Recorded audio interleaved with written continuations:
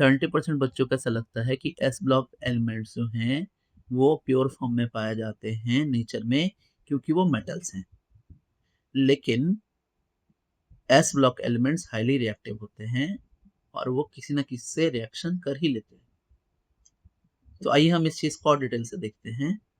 Statement 1 is the 4f and 5f series of elements are placed separately in the periodic table to preserve the principle of classifications. Statement 2 is S block elements can be found in pure form in nature. अब समझिए statement 1 जो है ना वो हमसे कह रहा है कि 4f एंड 5f सीरीज, ठीक है, जिसको हम बोलते हैं लैंथेनोइड्स एंड एक्टिनोइड्स। समझे? अब लैंथेनोइड और एक्टिनोइड जो है ना वो आपने देखा होगा यहाँ नीचे रहते हैं, ऐसे ऐसे बड़े से ब्लॉक ऐसे नीचे, है ना, और ऐसे, ठीक है। ये 4f एंड 5f सीरीज, ठीक है।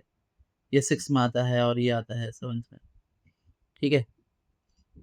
तो अब बात ऐसी है कि इनको अगर मेन ग्रुप में ऐड कर दिया जाए तो होता क्या है मालूम? इनके साइज ना लगभग सेम सेम होते हैं due to poor shielding of F orbitals. अब एफ के पुअर शील्डिंग है, इससे साइज लगभग सेम सेम होता है, तो इनमें खुद में प्रॉपर्टीज मैच करती हैं।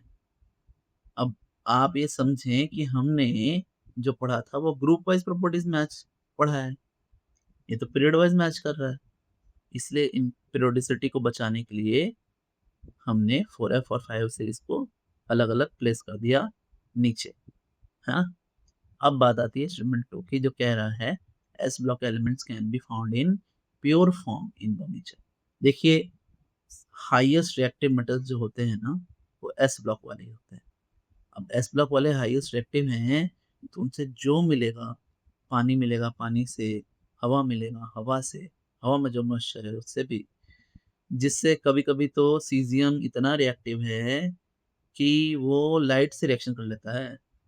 तो अब फिर तो प्योर फॉर्म में मिलने की चांस ही नहीं बनती, इसलिए स्टूडेंट गलत है। तो पहला सही है, दूसरा गलत है ना? तो this is final answer is C.